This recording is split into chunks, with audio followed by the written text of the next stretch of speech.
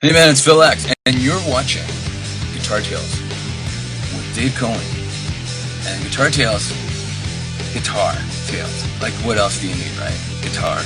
We're geeks, nerds, gear, inspirations, positive vibes. Look out.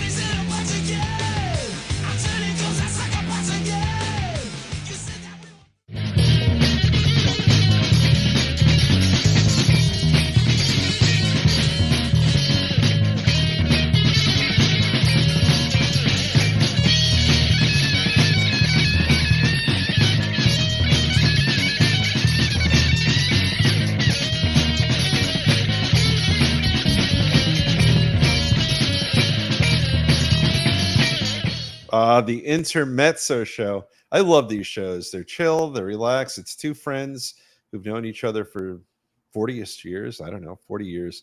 Talking about stuff that we love to talk about. Doesn't mean we don't want to pay an homage to the folks who help keep us broadcasting. There we go. Confections of a Rock Star. I say it every time we tape a show. If you're in Asbury, right now it's gorgeous weather. Do it in the winter too. Do it in the summer. Do it in the fall. Get your delicious food and bring home some for the puppy. And then while you're there, Andy's Burgers afterwards, we are going to have a delicious double cheeseburger. We're going to get some smothered fries. Look at that. Look at how good that is. He likes it. He's sort of serious in that picture, but I know Andy likes it.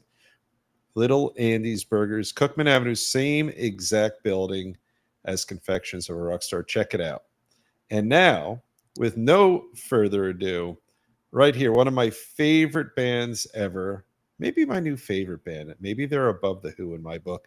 We're going to do a whole episode on Rush. I got to see them at Madison Square Garden 2 nights ago. Scott has a lot of opinions of and performance with Rush songs, not with the band. But Scott, why don't you hop in and we'll start talking about one of the greatest bands to ever live. Hello.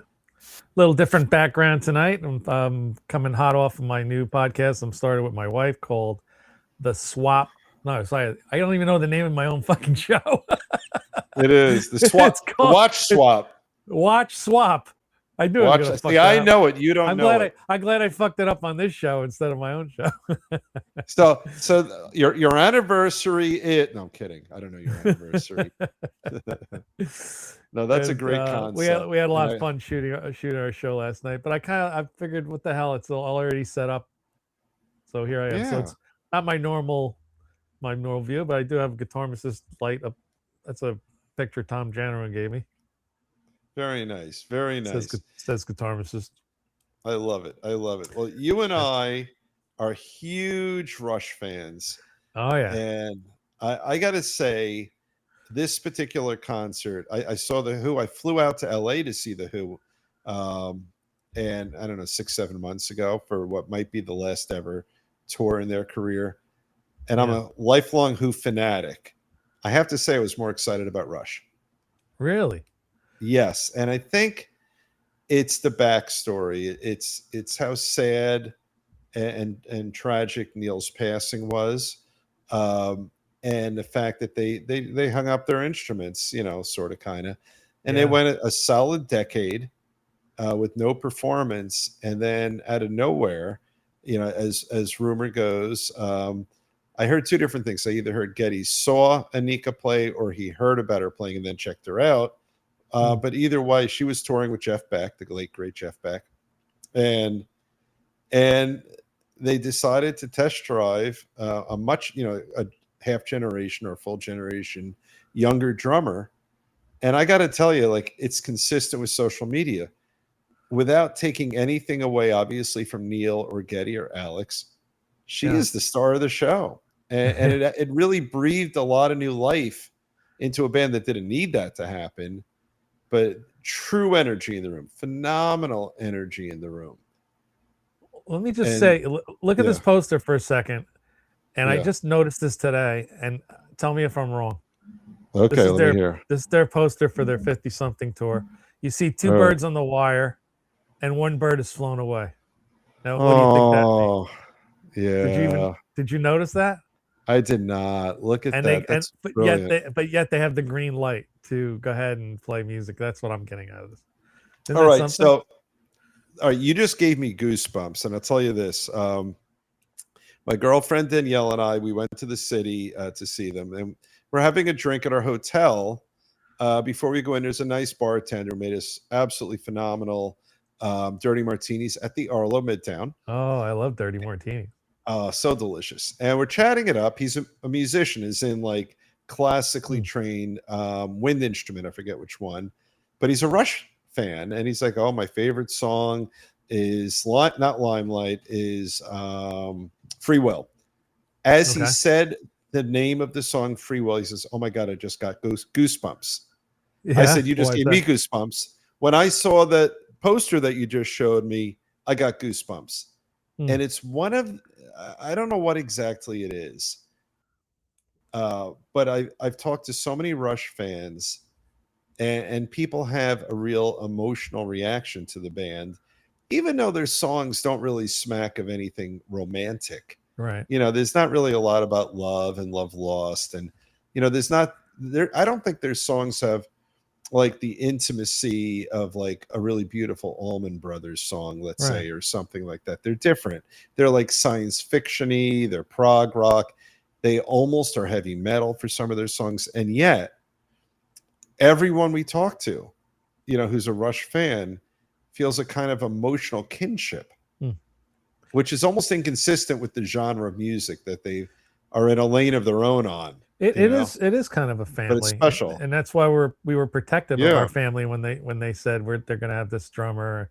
We didn't really know who she was, and that's why there was so much controversy, because we're so passionate about those three guys, and one of them is gone, and now there was a lot of how you going to fill those shoes kind of talk and all that kind of thing. And I can see from the clips you sent me, she's definitely filling in her own space and doing her own thing. It's got her own sound. The drums don't sound anything like Neil's.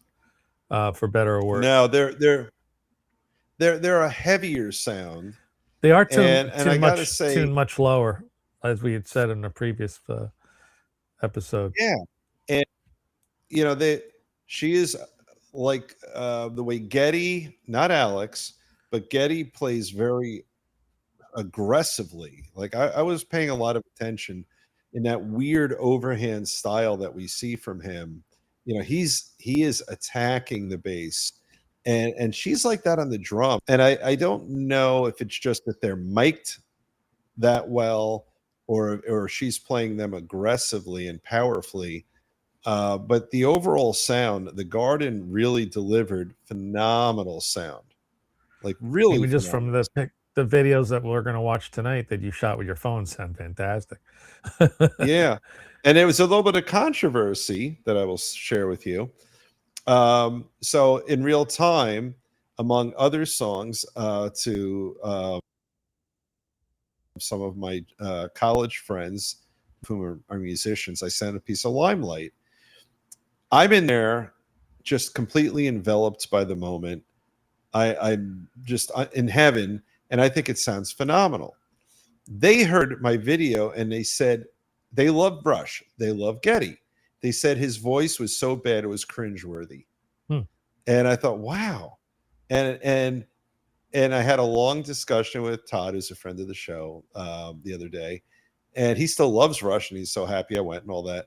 But he said I should go back. We'll do it in real time here at some point tonight, and listen to the tape, so to speak. But he said way off key, still loves Geddy, but way off key. Those were really off. So I hopped on a Facebook post that someone I don't know put up there of Limelight, and sure enough, the comments were mixed. And when I'm in the moment, I'm thinking, oh my God, his voice is so strong, but maybe my emotion, is taken over. Maybe I'm not objective. These guys are aging, and the voice is a physical thing, and it ages like the body, and it's not as resilient. If you're lucky, you sing like Sammy Hagar. If you're not so lucky, you're walking around the stage talking like David Lee Roth was doing. He lost a lot of ticket sales, and he's going to take a break. He's 71. And so I went to look up like a bunch of other singers that are also struggling. Let's see, Geddy's 73. All right. So Glenn Hughes announced that he's retiring at 74 at the end of the season. Lou Graham, who's Right. 76, is from Foreigner, is retiring at the end of the season. What a set of pipes on him. What a set of Todd pipes. Rundgren is canceling his tour. He's 78. He's done with this. Tom Kiefer, 65, blew out his throat singing, and he's done for the year. Well, when my last trip to my buddy's cabin in Williamsport, PA, about 3 weeks ago, and I saw, and my friends loved it. I didn't go, but yes, sort of what we're talking about, And Bon Jovi's struggling with his throat and throat problems and stuff. And there was lots of video of Sam Bohr this week trying to sing. He was a little out of key, and guitar playing wasn't that great. And people are shitting on him. But with the Rush concert, here's what I'll say. Vocals aside, which are obviously important, from a musical point of view, top of their game. Not even just getting by, top of their game. I mean, I'm watching. I was disappointed and I laughed. Alex screwed up the ending of Spirit of Radio, which is my favorite Rush tune. Oh, really? He did. He literally missed a few notes and the whole. But could you imagine? I mean, if I don't care that he wrote the stuff and he played it back. It's the dexterity needed to pull those songs off has got to be. Oh my God! Like I said, he's no spring chicken. He might have arthritic fingers. Who the hell knows what's going on? Yeah. And I was looking to see if he was laughing. He had to be, because it's like, whatever, But overall, let me tell you something. There were a lot of good camera close-ups on Alex. Yeah. His hands, he has these thick, stubby fingers, and he has the forearms of a plumber or an electrician. You know what I mean? Like you could see the sinewy little muscles going in there. And he's so accurate with his leads. And I mean, his work is so precise. And he's not freeballing it. He is precise and faithful to the record. So that's why there was no one in the room was disappointed that, a couple of notes. I just thought it was funny.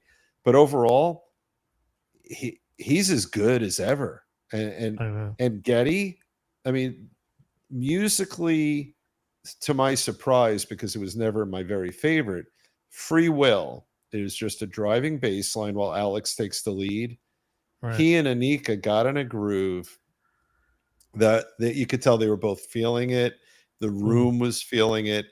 And you look at Geddy's face, he just very much into it. He and Anika really got into it. You could see there's a tremendous amount of interaction between the two guys and her, going back to the drum, the drum riser, and keep looking back at her, almost carrying her along and probably giving her encouragement or whatever that they didn't do with the professor, that he was just back there doing his thing. Right, exactly. They were just up front and they didn't even turn around hardly. Right, because he was probably the best of the three musicians, and they're all great. And you sent me a great text. He was. And you sent me a great text in real time when I sent you, I forgot which song, maybe Limelight. You said they looked like two proud fathers when they were looking back at her, and I think you're right. Exactly and there was such real positive energy from the stage outward, from the audience back to the stage, and then back and forth. It was really nice. And I got to say, I haven't been to MSG in probably 20 years. They figured out sound there, because when I was young, way back in the day, you couldn't even hear what song it was. Right. It was so bad. Right. I think the last time I was there was the Foo Fighters. Okay, so you were more. I saw Billy Joel 25 years ago, and Billy Joel I saw fairly recently there too. But the sound was incredible. Yeah, and the lighting and everything was really great. It was so special. Yeah, it was really amazing. And I guess one of the funny things about it, and I know it's been kicking around social media, I was trying to figure out. I'm going to say between 4 and 7% female.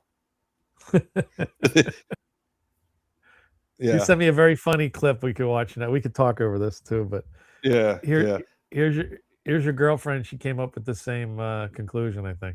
Yeah, there we go. There's no line in the women's bathroom in this concert. It is crazy. So we didn't go during a song. We went on the intermission, and it was so bad. I couldn't go to the bathroom. I tried.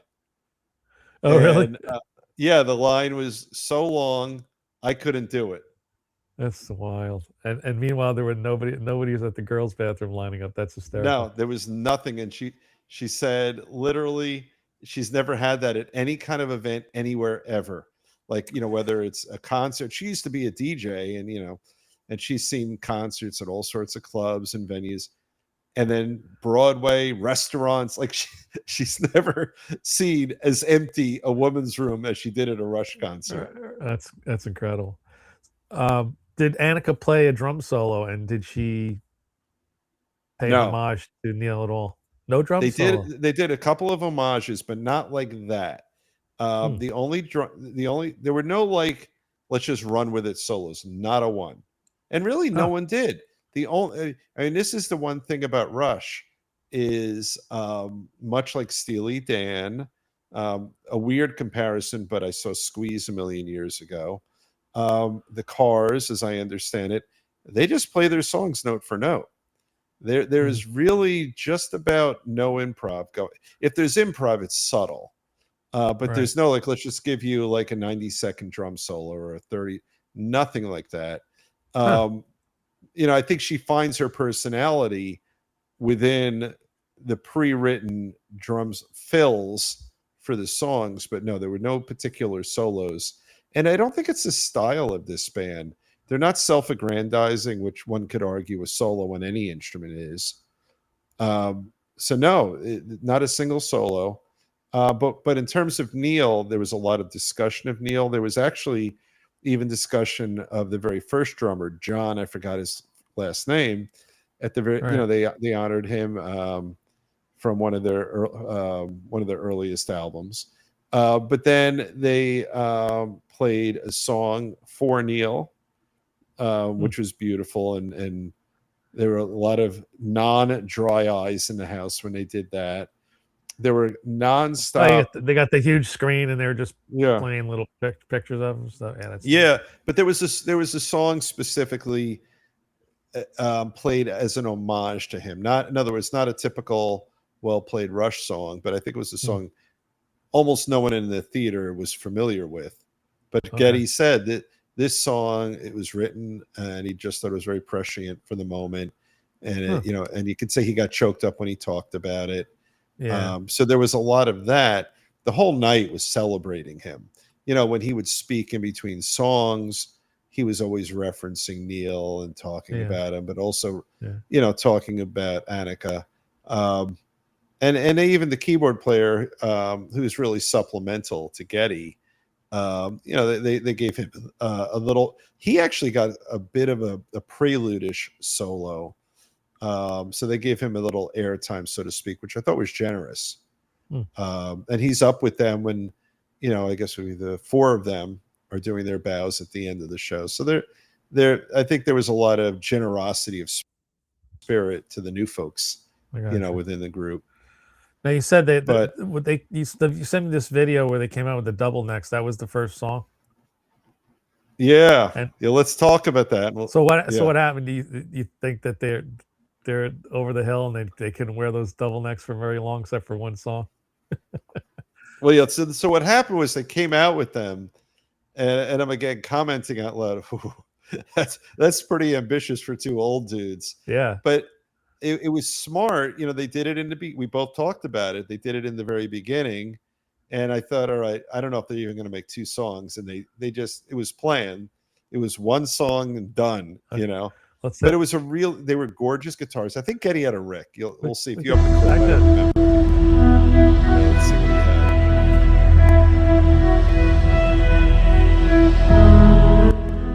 I don't know if you can see it. I can't see it as it's playing. Oh, you can't see it? Yeah, I can see it. No, I didn't. Oh, okay. It's definitely a Rickenbacker double neck. Yeah, and I forgot what, I think Alex had an SG double, if I remember right. Yep, that's what he's playing. SG, 12 string, and regular. And she's playing like little gongs out there. She's playing some traps back there. So that was good.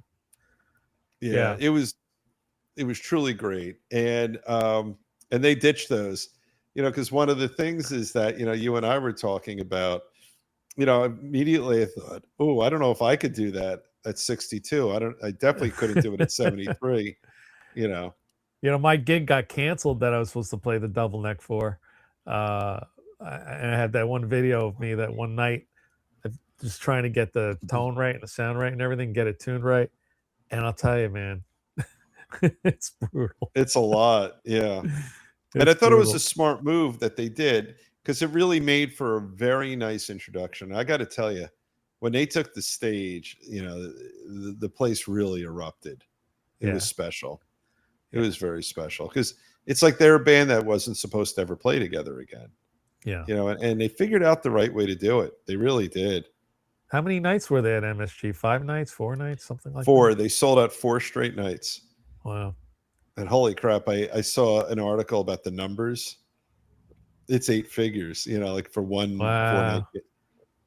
Because the tickets were crazy expensive. Right. From worst to best, they're all crazy expensive. So I think it was something, I want to say like $19 million for just what they did at MSG. Wow. Some crazy number like that. And the other interesting thing, which I'm seeing more of these days, they'll tell you exactly when they're coming on. Like they came on, it was supposed to start at 7:30. They either hit the stage at 7:31 or a handful of seconds past 7:30. Right. And then the intermission, they actually have a clock, and it tells you how much time you have left. They had an intermission? Yeah. Yeah. Really? They just stopped the show and had a clock, and that was it? Well, they said we'll be back. We're taking a break or whatever they said. But almost like a Broadway show, there was a huge jumbotron clock. It was like 19 or 20 minutes or something.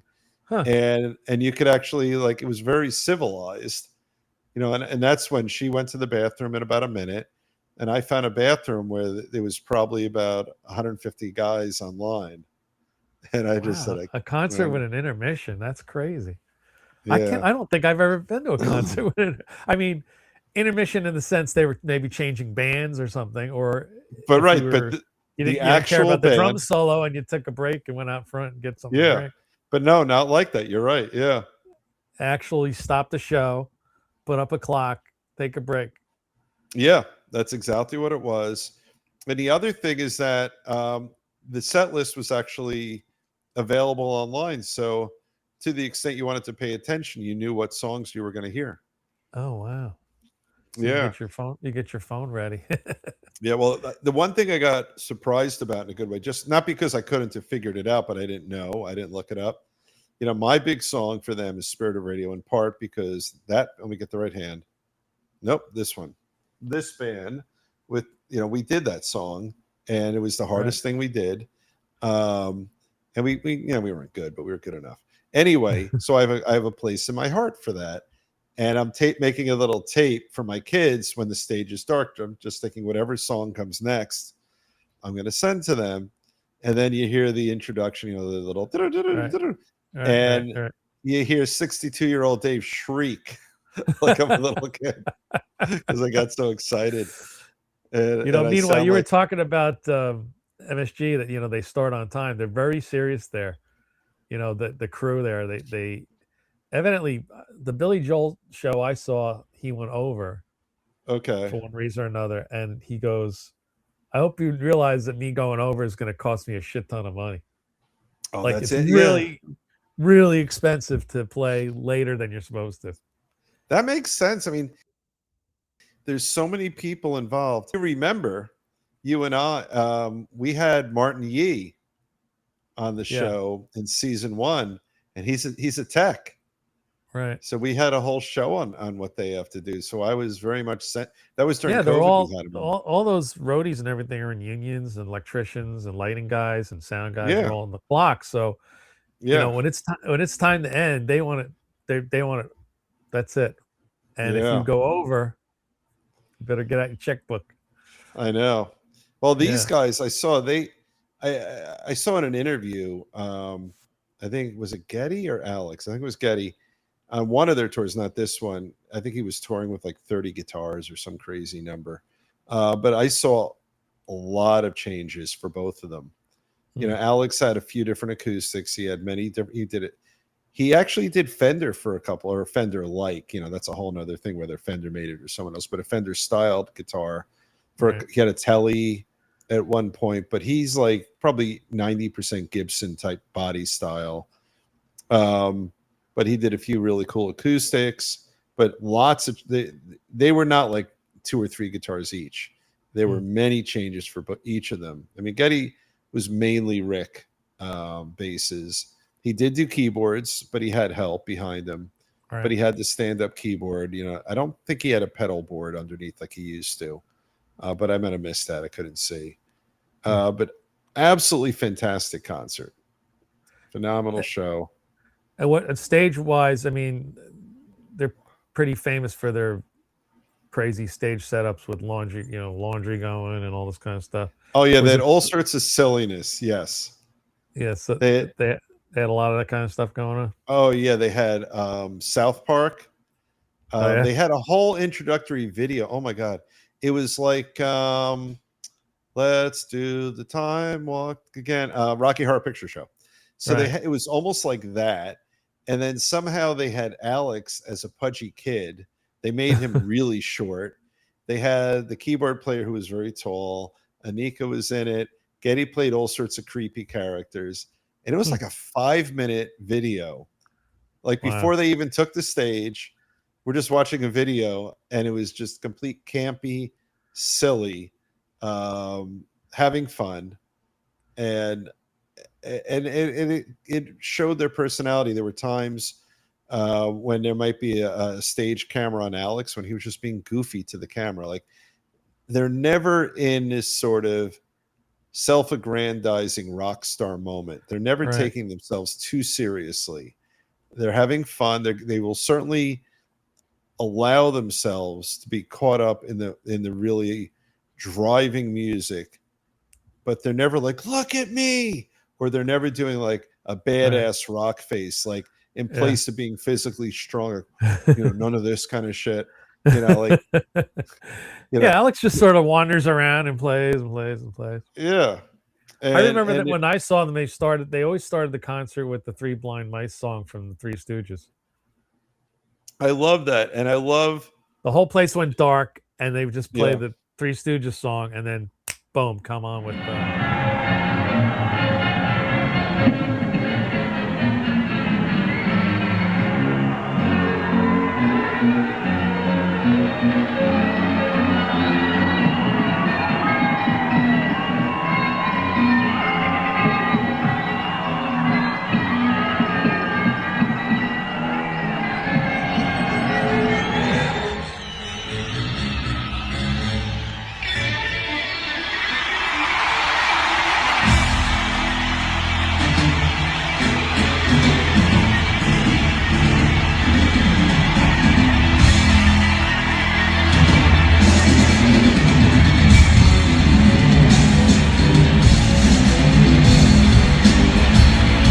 it was an explosive first song. That's what it was. There you go. But absolutely fantastic concert. And I think who knows what the future will hold. But I know they're off to Toronto right now. Oh, that's going to be like a homecoming. Oh my God, that'll be crazy. And so seeing them in MSG. So we have a little video of YYZ I wanted to play for everybody. Oh yeah. That's pretty like the place must have went ape shit when they heard that ding ding ding ding ding ding ding. They did. Yep. Let's put it on.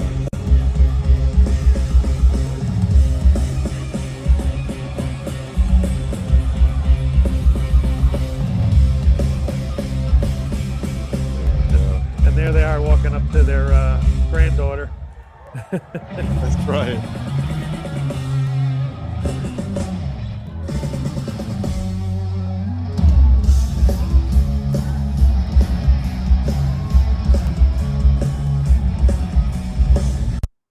You could hear, there's the drumming. I liked the way it was mic'd. It was definitely not like jazz kind of. It was driving rock. It filled the stadium, and that song was absolutely. The musicianship was outstanding, but they were just on. They're just nonstop on the entire show. And I think, just the rhythm section between Getty and Anika was just on the entire time. You felt that they were just very much in sync the entire show. And I think for a power trio, I know they're getting a little help with some keyboards, but that sound was unbelievably full. Wow. I just remember the professor throwing that stick way, way up in the air and catching it. Yeah. Throwing that, and she's just holding on both. She's holding on for dear life. Not going to try to copy any of his shit. She's there to hold down the fort.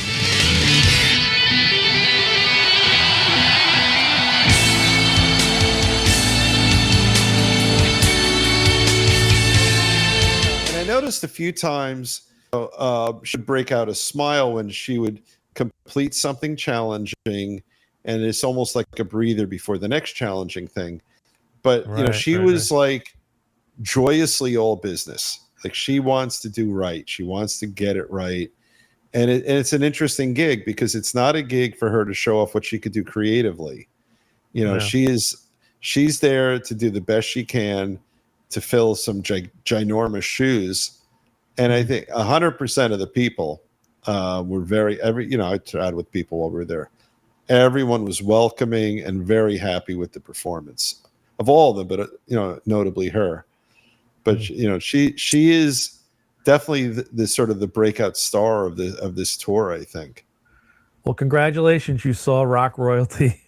I did, and I have one historic. It is historic. Tour. And I have one funny comment as we presumably wrap up right now. So I'm very emotional in general, but about Rush also. I have my little connection. That's how our band formed, and the whole no Neil Peart's need apply. We didn't say Peart, we said Peart because we didn't know any better. So you have picture this darkened stadium, right? I guess 18 or 20,000 people, a lot of them holding up phones and lighters. And there's this sort of emotional feeling of this collective joy, right? And it was really moving. Right. Then the show ends, the lights come on. Yeah. Every single person there is a bald, fat man with wet eyes. Yeah. Well, but what's funny is it kind of it takes away from it a little bit because there's no in this deep well of there's no female component there, and there's no it's like every single person was a pot-bellied old man. And look, I'm not exactly looking young myself, and it was hysterical to me because it in a funny way, it took that away from me, as I'm watching it, and I'm like, oh, that was so moving. And then the lights come on, and I'm walking out, and all the guys are wearing their T-shirts, can't even support their stomach, and their shirts hanging out. Oh, and they all look like me with either no hair or gray hair. All the people being so emotional were just fat old men like me. Oh boy! But we have feelings too. Oh yeah. Oh, it's crazy. Like the percentages. I would love to stat, but I'm gonna get it. It has easily over 90%, but I'm gonna say maybe even over 95% men. So it was. I think if I was going to go, my wife would be just go. I don't really want to go. Well, Danielle had a wonderful time, and she exited a Rush fan. I mean, she really enjoyed the music, loved the tunes. We did she listened to a lot before we went, and I don't think she was placating me. I think she genuinely really, really, really enjoyed it. But oh my God, is it funny? Like, I don't think I've ever been to a show that's that, it's not much of a sausage party. And an old man sausage party. It was pretty funny. You want to see this old man play YYZ? Let me see if I have that video here. Do I have it? Sure, let's go watch. Here we go.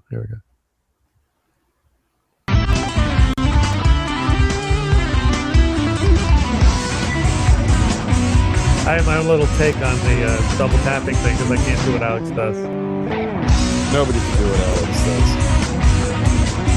I can't imagine walking around and trying to play this. No, and he does it. You're damn impossible. Yeah, he does it I'm just sitting there with a hoodie on. Yeah. It's very big chicken. It is. You have to pay me copies of that. And the solo is very interesting. Like it's sort of Middle Eastern sounding solo. Yep. It's very cool. Very good stuff. I'm playing an LP. LP is good. That's what Alex is. He's very Gibson loyal. I think that's his thing. It's super Not good bad. stuff. Not bad at all, man. Not bad at all. I forgot what amp I was playing through. Very good stuff. And then the big ending.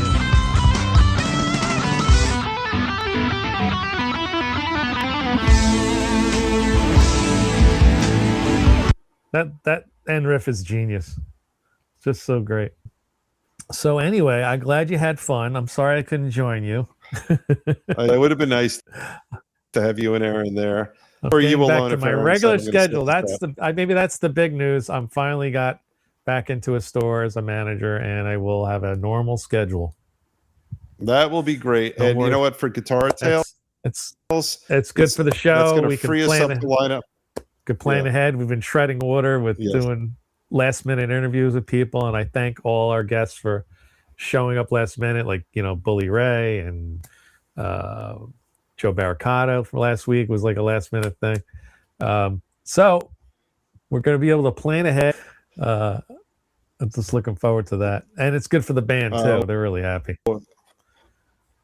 Yeah, this will be very good I for will have everyone involved, and your wonderful wife. I will have a 4-day weekend every other week. There you go. That's good stuff. It's going to be pretty great. Pretty great. And I hope I didn't make you cry with stuff with the poster. With Neil Peart flying away. No, but I'll tell you what, I had trouble during. Yeah, that's beautiful. I'm glad you put it out to me. But yeah, during the concert, it's emotional for lots of people there. Like we were talking. Yeah. And it's beautiful stuff. Onward and offward. Onward. Onward and upward. Yeah. Onward and upward. Thank you. I'm tired. I need more Modelo. All right. So we will see you folks at our regular time. After we break for the show, I have to ask you about the bully story that I had on my other podcast this week. All right. Oh yeah, let's do that. About the arms. Oh yeah, I want to hear that because we really want to know the backstory. Maybe we'll tape it and put it on the show. Let's see. I have what ending do we have here? If we do Mariah for Mika, we're gonna get nailed with a copyright thing. I don't know why she's doing that to us. No, it's not her. It's YouTube. I don't think she's doing it on purpose. However that works. I said we have permission from the person that wrote the song. Nope. Cut it out. That's right. we'll go to the UK. That's right. We'll end the show with the UK. Have a good night, let's everybody. Rush fans unite. Take care, everyone. Hello That's there, right. guys. It's Keith Sander here from Xander and the Peace Pirates. You're watching Guitar Tales. Enjoy. Peace and love. Arr.